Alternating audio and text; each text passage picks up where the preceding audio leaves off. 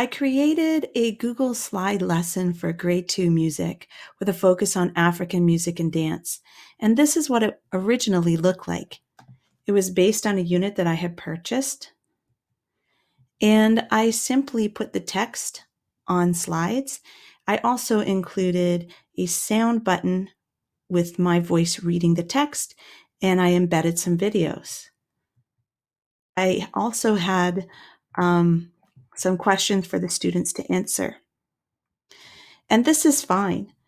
But with this kind of approach, all the students would have their own copy, and then I would receive all their copies back as the completed work. Also, because it was accessible to them that they could move things around or change things. Now, it didn't affect the whole class because each student got their own copy, but it could affect maybe what they saw or understood if they started playing with the text and components.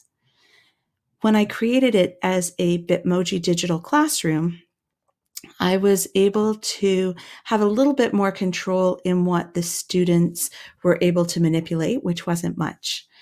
And I also was able to give them a bit of freedom in what they were going to interact with. I included the instructions up here. So it says, click Miss Snow's book to read about African music. And we have the text and return to the classroom. Click on the instruments to learn more about them. So again, I could click on an instrument.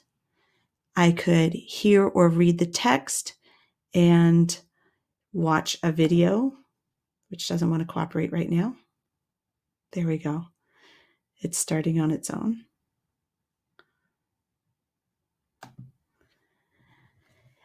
You can find your worksheet on the clipboard.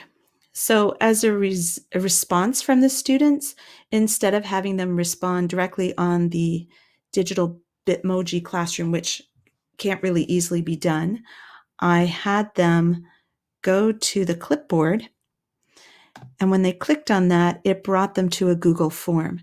This made it much easier for seeing their information and their responses. That was a real game changer. And then, whoops.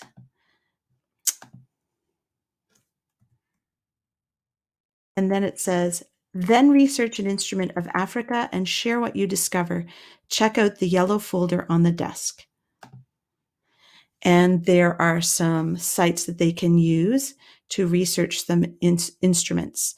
So most of the students did that on paper and took a photo and sent that to me, although some students did create a digital form. And one student actually created a video because he talked about a particular drum that he happened to have in his house. There are other things for the students to explore, such as singing a song in Zulu, learning a dance, and clicking on the map gives an overview of the continent of Africa.